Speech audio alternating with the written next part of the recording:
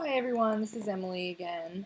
So now that we have placed copy, now in this video I'm going to go over a couple of other things that might help you in your layout. One of them is a regular text wrap. So I'm going to go ahead and pull an image in here. And I'm going to start it by doing this. And let's say your image is extending or whatever you have here. Pull quotes can be done this way as well with the text box that they're in. But let's say I want to pull this in to come in and kind of have this column of copy wrapping around the edge here. So if an image was right here, what I would do, you have your text wrap options in your panel at the top here when you're in your selection tool, but you also have a window that's for text wrap. So I'm going to open that here. If you don't have it over in the right side, you can go up here and go to text wrap window. And you've got your options here as well. And just by hoarding, like hovering over the icon there, you will see which type of text box it is. Now for this one, we are just wrapping around the bounding box here. So I'm just going to select that option and you'll see the type jump immediately. And wherever I move this image, it's going to wrap around that image. So right now I just want it to come in a little to the left here, but we don't want the type right up against the edge of this image. So that also in this option up here in the text wrap window, you have the option to adjust the spacing there around it. So we want to adjust the spacing on this left side. So I'm going to go to that side. And I'm also going to pay attention down here at the bottom. I kind of want the space underneath here between the image and where the copy starts to kind of be equal to what I have over here. So as I push type over, it may mess up a few things in that regard, so just be aware of that and be mindful. So if it looks odd here and real uneven, that can be awkward to the eye. So I'm going to, there it is. Let me select my thing here.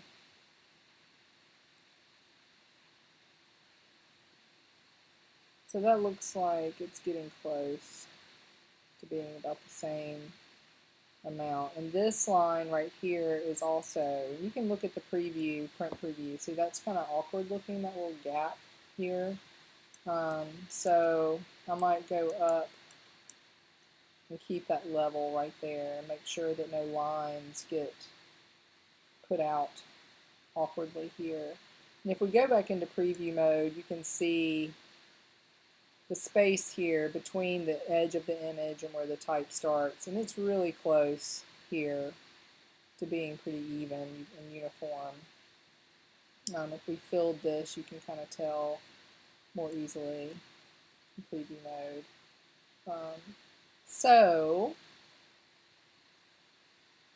that's how to do a regular text wrap. So if we were doing a contoured text wrap, which is a little bit different, so let's get rid of this frame for the moment. Let's say you are, let's go back in regular mode, let's say you are putting in an image that is a,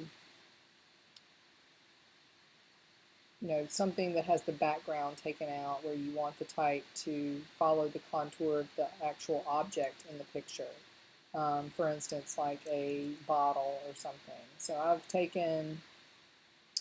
I've actually taken this image here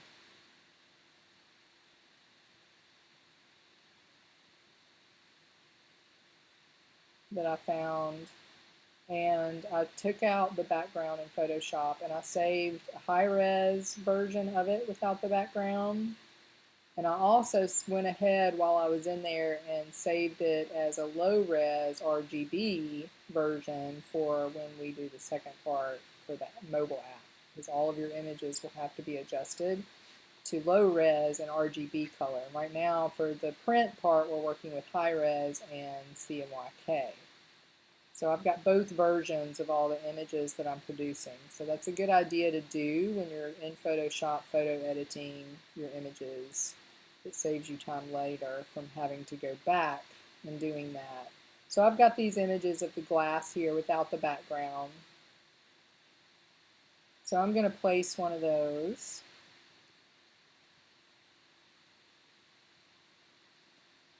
I'm going to select my frame, Command D. I'm going to use the TIFF, the high res. And I'm going to double click and fit it in my frame. That looks pretty good.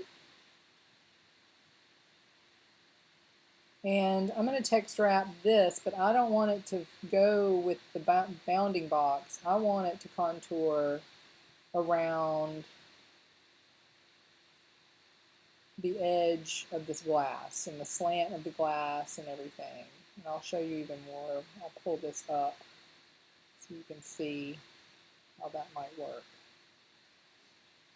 Okay, so I'm going to go ahead and select my frame or the image here. And this time I'm going to go to wrap around object shape. So at first it's still going to go around the bounding box though, so don't be alarmed. But what we're going to do is go to contour options down here at the bottom of the text wrap window. And you've got some options here, and bounding box, detecting edges, alpha channel, all of those will work, but alpha channel is going to probably have the most accurate contour here in wrap. Now again, we don't want the type to be right up against this. So I'm going to select the frame and the whole image, and it's going to give us room here to select the space around this contour. And so the only thing you have to worry about here is you've got one side that's flush, since we're doing left alignment here, and you've got one side that's going to have a rag line. So the idea behind doing this is just kind of positioning it in a way that it looks pretty uniform, or as best as you can.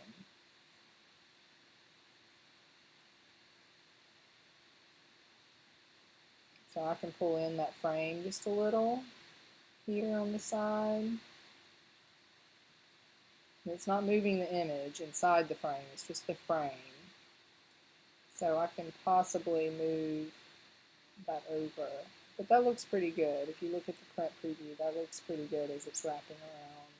It's not leaving any awkward readability issues, or visual tangents. But wherever you move the image, it will wrap around it. So say if we move that down some, now it's leaving this gap here. We would have to correct some things.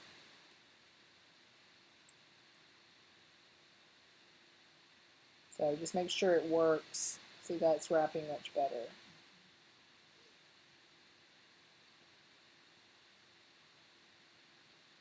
Or if you just wanted one side to wrap.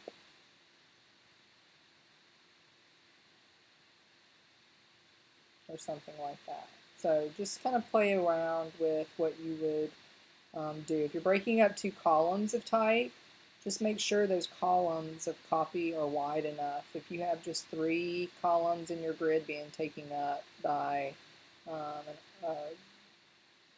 text, if I were to narrow this down, so say if you had just 3 columns in your wide in your grid there, if you cut into that, it's not going to leave much readability along that edge. So make sure your columns of copy are wide enough if you're breaking it up with a pull quote or an image or anything like that. Just be mindful. Okay, so that is the contour text wrap. So those are 2 types of text wrap that you might have. So thank you for listening.